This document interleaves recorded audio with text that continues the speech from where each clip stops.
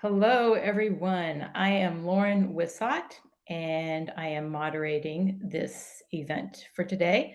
I am actually a contributing editor with Documentary Magazine as well as Filmmaker Magazine. For our blind and low vision attendees, I'm just going to describe myself very briefly. I have long brown hair. I'm wearing a blue tank top, and I am in a room that's pretty white. So it's just a white background. And that is actually about it. So I'm going to hand this over to our co-directors one at a time, Armani and Gelila. Armani, you want to start? Yeah, for sure. Hey guys, my name is Armani Ortiz. I'm one of the directors of Maxine's Baby, a Tyler Perry story. I am a Dominican man that's sitting in his mother's living room on a tan couch.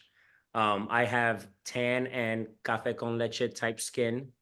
I have curly hair, and this is a painting of flowers that my mom got in Dominican Republic. So that's me.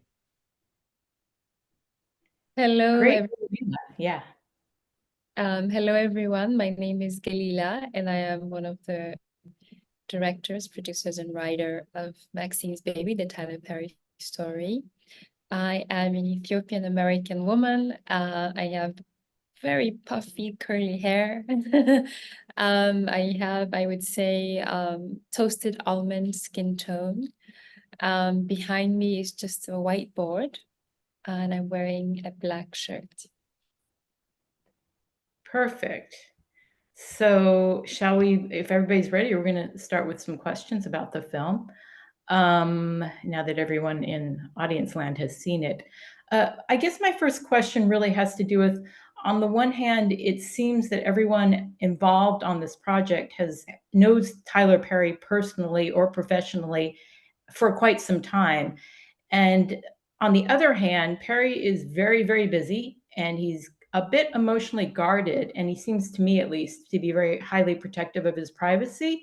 So it kind of made me wonder, was gaining access and trust still a challenge? And is this why it took a decade to make, or were there other unanticipated hurdles you had to get over? What was that process like? Well, I think, I'll take us back a little bit, the idea of making this film. It wasn't Mhm. meant for originally to be a film. I had a front row seat, the privilege of having a front row seat and witnessing this man design his dreams. So naturally, filmmaker, you sort of pick up the camera and not want to miss anything and archive it. It was really for archive purpose. And the more I filmed, the more I realized how incredible and fascinating what I'm witnessing. He, acquired an army base and turning it into a major film studio. And I've never seen or heard of anything in my lifetime. And to actually see the process of what was happening was incredible. And I became a new mom. I couldn't follow him as much as I could because he's, like you said, he's very busy. He was on tour, he was filming, writing, directing plays and TV shows as well as films. So Armani and I met through a mutual friend, and I needed someone who could be there, not miss a moment, and follow him and film, and just continue sort of collecting these verite moments. And it took us 10 years. We never did not imagine it would take us this long.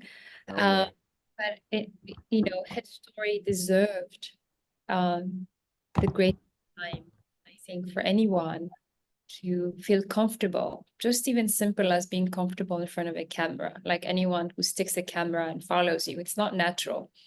And even anything that you start, it could start with a loving gaze of someone you know for a long time. But in practice, it could be challenging just because people move in a speed that they're used to and you have to keep up. And Armani sort of like trusted my blind vision and joined a small team, him and I, and just, uprooted his entire life, moved to Atlanta and followed this man for the remaining of years. So I think we needed to capture everything as it happened, not just go by interviews that he's done and build a story, but really get to know this man from scratch. And it deserved the 10 years, I think, to tell a full story. Yeah, for sure. And to piggyback that off of what Gelila said, those 10 years allowed us to really find the intimacy moments with Tyler. Because if we try to do this in a year, 2 years, you would just get surface level answers. And, you know, most of the time he didn't even want us to be around him because obviously he's just so focused on what he was building over there. Um, it's our job as filmmakers to, one, gain that trust, no matter how long it takes. And number two, we always have to be removed from the situation. We can't be a prisoner of the moment. So with those 10 years, and obviously like we had over 500 terabytes of footage, it took us that much longer to edit it. So that added to the years as well. But if Gelila told me when I first met her that it was going to take 10 years, I don't know if I would have signed up for it. But thankfully it was just like, yeah, let's just do this thing. And I'm like, you know what? This project seems like is worth to be told. And I think it's worth the entirety of what I can give to it. So, you know, because of all of her leadership, because we only met for 30 minutes. And there was just something about her, something about like her leadership and integrity to the project. And I was like, this is something that like I would be privileged to be a part of. So can we also, just bouncing off of that, how involved was Tyler Perry in the actual filmmaking process? In terms of, did he see rough cuts? Did he have a say in the final edit? Or were you guys just on your own? No, No, we were completely on our own. Like, you know, Oh, Galila's okay. company was the company that took on this mammoth of a project. And, you Okay. know, we were very much, and we still are, indie filmmakers. And so when we were able to finally get to the place that it felt like an eternity, where we're like, all right, we're in the edit lab. Me and Gelila, and obviously our amazing editor Eric Sasso, we would fight every single day, like to try to figure out what these, you know, one hour and 45 minutes, 58 minutes, something like that, it's gonna look like. And it was right before we gave it to Amazon is when Tyler saw it, and you know, Wow. he Wow. he he only said one word, and it's beautiful. Well, he said it's beautiful. So too. But that was it. He wasn't involved at all in the filmmaking process of it all. he was, Interesting. I think our fear was not to be on the way of what he was doing. Like, again, he moves in a speed that we had to try to keep up. He's two steps ahead of us. This man starts a day at 5 a.m. and goes on and, again, doing multiple projects all at once. And how do you make sure you don't miss any of that without being on his way? Like if you want to film something of him arriving, you have to get there ahead of time, but also not miss the journey, right? So like going back and forth and how to cover. And I think for people like Tyler who've achieved so much, we know speck of who they are, very little. I think there's some public knowledge of how he started, the beginning. He was homeless and he's self-made. That's about that. All and where he is right now. And all the middle gray area and everything in between is lost. I think naturally we do all want to sort of protect what we can and reveal what we're comfortable with. But I think for us, especially when you are dealing with a heavy subject like trauma, childhood trauma, the landing pad has to be comfortable. Any vulnerability is going to rely on the landing pad. So regardless of how long we've known him, the day we're filming and asking questions, right, has to feel for him to reveal what it was like for him dealing with, the trauma and kind of overcoming all of that and healing and to become where he is. So all of that needed patience, needed time to sort of unravel slowly. And I think for us right away, I think within the third year or so, we realized we weren't making a film about a celebrity. We're making a story of a man who came from New Orleans, who had nothing. and just sort of like wrestling with that idea of where you come from. And how do you make something of yourself when all the circumstances around you are against you? You know, we were looking for childhood friends to interview. Either they were in prison or dead, majority of high school that he went to. And also like his cousin Lucky beautifully narrates of like what it was like growing up in New Orleans. And he keeps saying Junior because that was his name, right? And like, who's Junior? Unraveling that. And what's his relationship like with his family, the father figure, what Maxine means to him. So again, all of that took time. And speaking of that, that brings up another question I had. We obviously his semi-estranged father didn't want to participate. Were there other people that you actually reached out to get to participate that didn't want to go on camera? I mean, how did you decide which characters to put in the film? I mean, I think most of it is intuitively, right? I think a lot of most documentary filmmakers would agree you have an idea of what you want to capture, who you want to interview. And then once the story is being told, that leads you to the person, to the story, to the place. And I think in this case, you know, Lucky led us to the story of what happened that day. His mother came to save her sister and Tyler, right? And that led us to interviewing his mom. And that led us to the story of Medea, like the birth of Medea, and who Medea as the persona, right? And then we went into what was it like when he started the play. So we started interviewing people that he worked with a long time ago, people who've been with him for many years. And then that led us to industry giants, that led us to colleagues and childhood friends. So that was sort of what we went by. And again, when we were in the middle of filming our interviews, pandemic hit.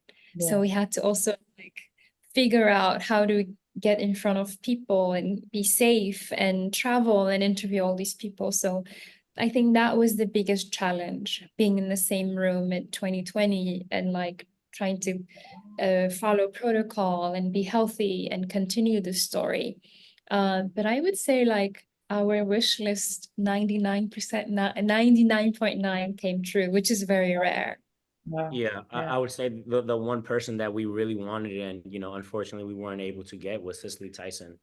She passed away before we were able to, we had things set up and then COVID happened and, you know, then unfortunately she's no longer with us, but that's the one that like kind of like always stung a little bit because we knew the type of energy and the type of love and the type of perspective she would have given the film. So that's the thing where, you know, we still like, you know, kind of like still stings, but at the same time it's like, you know, it was more so about feeling her energy as someone who's been so important to cinema, period. Then man, we could have gotten an interview that could have been made the film better. Like it was more so about like we didn't get a chance to be with this person, like in person, you know. She didn't actually decline though. She was just you already scheduled her. Yeah. And then COVID happened and then you know other things. Huh. Yeah, I mean it's interesting now that you bring up Cicely Tyson. She's such a legend of, you're right, of cinema. And I mean there's so many, you've got a lot of legends of cinema that are getting involved in this. But at the same time, and this is what personally fascinated me, was how much of a backlash Tyler Perry had at the beginning for Medea, and you actually really, really dig into that, which I thought was fantastic. And I'm kind of curious to hear your thoughts about, basically, I guess my biggest question is how much did class have to do with that? Like, as opposed to race, you know, I mean, was it, because I'll be honest, I mean, part of me, I remember, I think there was a participant who brought up Mel Brooks and how Jews didn't give a backlash to Mel Brooks, but yet the Black community did give that backlash to Tyler Perry. And I don't know if that's a great analogy, a perfect analogy, because Mel Brooks wasn't creating characters that had like money grubbers or like all the Jewish stereotypes, the way like someone like Philip Roth was. And Philip Roth did actually get a lot of backlash from the Jewish community. But I think once Jews were assimilated, the backlash went away. And so I'm wondering, like, how much class played in that? Also, maybe Obama's election in 2008, where all of a sudden, for better, like, I hate to use the term, but like blacks had assimilated or whatever, quote unquote. All of a sudden, there was less of a need to prove to mainstream society that we have a lot of diverse voices, you know? And Right. so I'm wondering, yeah, basically, I know that's a lot of questions in there. Just the idea of class in terms of the backlash, and also the idea of maybe Obama's election influencing that. If you want to speak on any of that. For sure. I would say it's interesting to think of it in terms of class. I Mhm, would also think of it as geography. I think that mhm. where you grow up and the art that you see and the art that is produced, it really does tell the times of the place that you're from. Yes, So when you look at something like Spike and he's from New York and he's yes, from academia when it comes to yes, filmmaking, and then obviously Tyler's from NOLA and yes, he's self-taught and he was like, hey, like I actually want to make these plays that people collectively have an experience with my yes, art, as opposed to maybe other filmmakers or other artists where you have to sit down in PS1 and look at the art and like, okay, cool, maybe what they're trying to say through this art is what happened on that street corner or whatever. I but think that that's class as well, isn't it? yeah, Because Spike it, Lee is it from a could different class. it could be. I think Yeah. it's more so about how did certain individuals grow up, whether it be class, whether it be geography, whether it be whatever it is. I think that is what's gonna dictate your taste.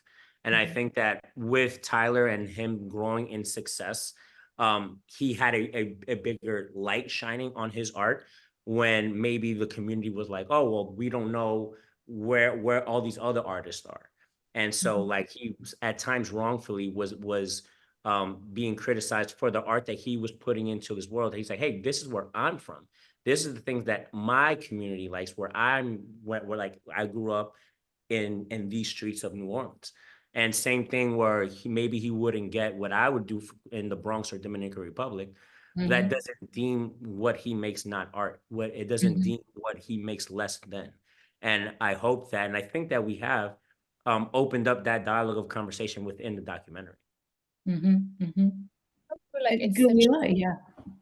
it's such a complex question, right? I think for me, I am not American by birth, but I've been living in this country for a long time. So that kind of gives me the sort of outside in perspective, right? Yes. For me, I look at my cinema heroes like Sinbé from Senegal, who was criticized heavily for not including the French gaze into his films, Mhm, and outwardly said, my films are not for European gaze. I'm speaking to my people who are going through colonization. I am speaking to us from the honest place. I'm not hiding the poverty. I'm not hiding who we are as human beings and the complexity of the French influence in my country that is struggling to keep its roots, right? And I also look at Fellini and his portrait of women growing up in Italy, right? And I look at Almodovar from Spain. He has his own style. The same way I love certain filmmakers from the US. And we all sort of tend to paint our own reality based on how we feel and see the world, right? mhm, And for us, we needed to really dive deep in understanding Tyler's fan base to understand where he came from. And that also helped us understand the criticism, right? And you have these two incredible filmmakers. And again, it wasn't only just Spike, it just happens to be the most amplified voice, who have their own style in telling the story about the people they come from, right? And I also look at the question beyond race and class is, can you be an artist without representing where you come from, right? mhm, that whole conversation about Mel Brooks was in pertaining to a lot of the TV shows and cinema was happening at the time that Tyler came up with, whether it's Friends, whether it's a few other shows, who are being funny because they're making fun of who they are, or certain dialogues and conversation that was true to them, right? And then here is Tyler, who spoke heavily in sort of the faith base and where he came from. And again, as an artist, I can say this among my peers, I do see this existence of like looking down upon pure faith because you feel like you're more educated and more aware of the world, right? And these are normal conversations that happens between people. This just happened to be amplified in the media. So again, I think for us, holding that space of polarity and understanding the mindsets of the different type of people and what resonates, because art is so personal, so subjective. So like just opening up that space was important. And I'm glad you felt the sense that we dove deep into the criticism, because no artist, especially at the magnitude where Tyler is, will go on without being criticized, right? And that's not, and we should allow space to have those conversations. I don't agree on those personal attacks that people might take too far, but be about one's work and to say, this is what I think you're failing and this is where it works for me, should be available, I think. And that's why we're filmmakers. You know, most documentary filmmakers become filmmakers, in my perspective. It's like either you're trying to heal your own brokenness and your own wound, or you want to know some answers that you can't find, you know? So just thinking about that a little bit, do you think, I notice obviously Tyler, the backlash went away, and it's been away. It hasn't, I mean, it was brutal, and you show that at the very beginning. It was pretty bad. Is it because society has changed, or is it because Tyler is now a billionaire? And that's what I was kind of wrestling with, you know? I mean, it's that I'm not sure. I don't know. Do you have any thoughts about that? Yeah, no, I think it has nothing to do with the level of success that he has. I think it has everything to do with a lot of people are now getting opportunities that are within the same community. And I think because of that, they're like, okay, well, we're going to allow Tyler to make whatever he wants now because we Because of might, diversity of voices. we have so much more on the plate now that, okay, I don't like this, but I like this. I didn't really get that movie, but I really love this. And so now Tyler can look at everything, and he's been able to have that pressure of sacrifice, being like, hey, I'm still going to be me. But while I'm doing that, and it's one of the things that I find so admirable of Tyler is, even though he went through all that stuff, he's like, hey, I'm still going to use all the opportunities that I have with the success that I have and open the door for other people so that other people can join in and do the movies and films that they want to do. And he broke in so much talent over the course of 25, 30 years that now these guys are leaders and their voices for our community and for entertainment and cinema in general, that I think that has helped with why he doesn't get as much backlash in theory. Yeah, I think you're right. Yeah. I think it also has a lot to do with many things. You know, I think you brought up the fact that like Obama becoming president, which opened up a whole new perspective. I know I can speak to it as a sort of a global audience as well, right? So many things factor in. Again, although the criticism was heavy and loud, it was very few people compared to the amount of fans that Tyler has. But I think social media came into picture, which gives the average person a voice to say, argue. You know, again, at the end of the day, Mike Pisarnik says, you know, that the audience decide at the end of the day. You and I can sit here and criticize our work, but who are we to say how many people will feel like this work will resonate with them, right? And I think the audience had the power to speak and say, this is what works for me. This is what resonates for me. And this is why I like Tyler's work, or I dislike his work. And also, you know, I think in our film, we try to touch on subjects that sort of connect us to the past that made the present possible. You know, even going back to why the South was so heavily involved in the church, why the church was so the center for so much of the social gathering, because Reagan took away after-school programs for these young people who didn't have outlets to express themselves and have art programs. The church was the theater, church was the after-school program, right? Have all of that add on to whether it's a political shift or a social shift that adds on to our reality, even how we create as artists.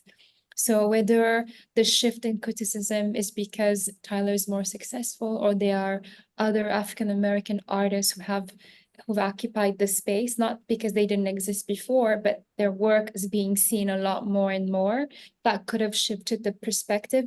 But I think it's very hard to say it's just one thing. I think it's a factor of many, many things that is happening around the world. And we are also part of that conversation, right? I know if I hadn't made 3 other films, if I had the opportunity to make this film, right? It would have never. So I think there's many things that factor in sort of creating our reality right now. Yeah, that's well said. Very well said. Well, you definitely answered my questions on that issue.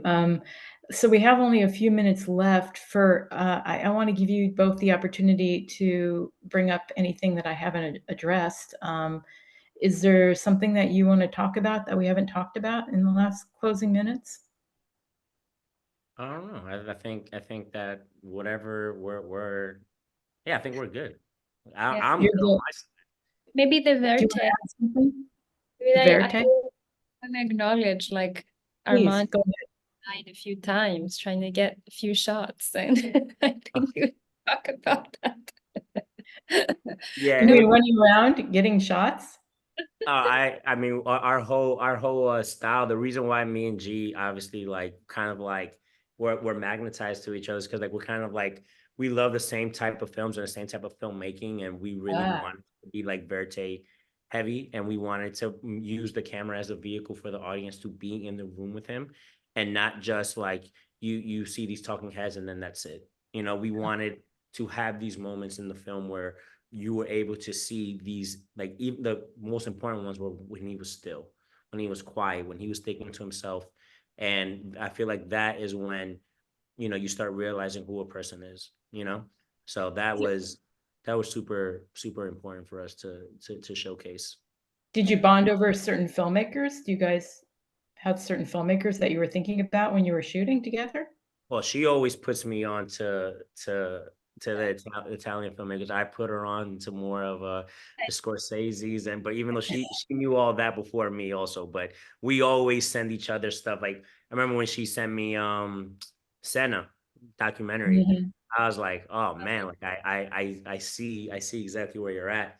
And then like we both Italian American with Martin Scorsese also just figuring out how we can tell life, and it's it's always through like, all right, it's about this one thing, and then you have to Malcolm Gladwell it and reverse engineer and be like, oh no, but we're actually talking about a social problem. We're actually talking about heartbreak. We're actually talking about the love that's lost. We're talking about Tyler's soul, which is his mom, you know. And then like as we continue to make this film, and like, you know, the mom is a perfect example of it. Like we start realizing who this person is, and this person is his mother's son, i.e. the name of the film.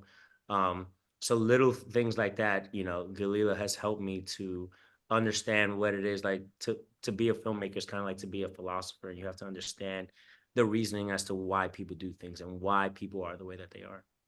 Yeah, and we learned so much from each other. And I think for me, this was a unique circumstance where you have both the male and female gaze, you know, having a co-director who has a certain vision and also is able to balance certain things that I'm looking on my blind spots because he sees it from a different perspective. And I think that's what I believe made the film where it is right now. There's certain moments where I would have never even thought about, and him as sort of like a filmmaker, a male filmmaker can relate to Tyler's perspective in a way that I wouldn't have, or I brought certain perspective totally missed, maybe about motherhood or certain aspects of like naturally what you gravitate towards, right?